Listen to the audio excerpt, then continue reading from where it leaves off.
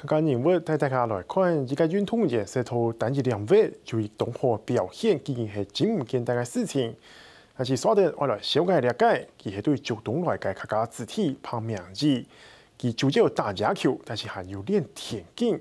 你下佢係文化野球最新人，你下打野球其實跟他5年時間，但是實300入選國家代表隊。在韓國今年憑名字再個挑戰田徑嘅2位。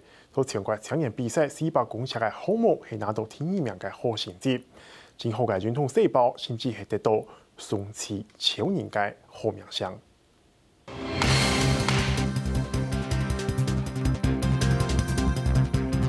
將是咩肯定大家背過來嘅四拍球全力去打，佢係憑名字。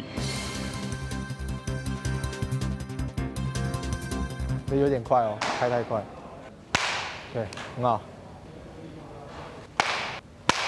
現在好重嘅姿勢兼改進自家嘅打擊動作，一下佢行嚟睇住，有190公分嘅身高，還有真好嘅協調性，未經受到教練期待。就是他身材好嘛，那他腳長啊，然後他天生爆發力好，所以他可能在跑啊或是在跳都會比別人還要有力量，還要來得大。那在投球上再稍微修正，他的臂力如果又強的話，我相信這個是不可多得的一個好選手。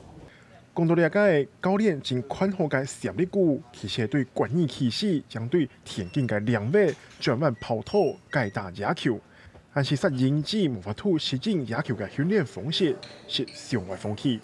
練到全身酸痛，然後連上下樓梯都有困難那種，很常想放棄啊。但是我回他一句話：如果你棒球搞唔起來，你咪唔是搞咧。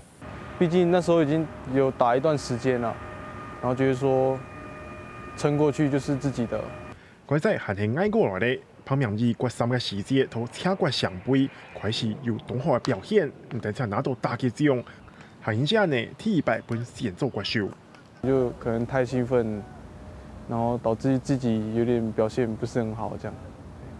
然後到國外又看到跟人家他們的能力又跟我們自己這樣比較，就差很多。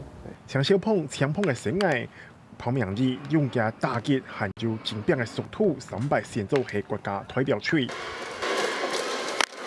這個球出棒打到是在中間方向的飛球，中外野手現在往後退，追不到了，一個歐吧，繞過了二壘壘包上3壘沒有問題，打了一支3壘安打。經過5年嘅野球訓練了後，今年3月憑名字再個代表學校去參加全國青年杯田徑比賽，同400公尺項目未意外拿到第2名嘅好成績。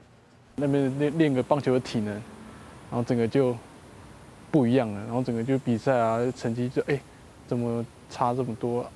你下幾2年還係會做田徑嘅基本訓練，還會全軍會來披薦。無論係野球也係田徑，憑名字做下係前面過去練，希望是繼續突破從超出大家都懊惱嘅好成績。客家新聞0.96記者綜合報道。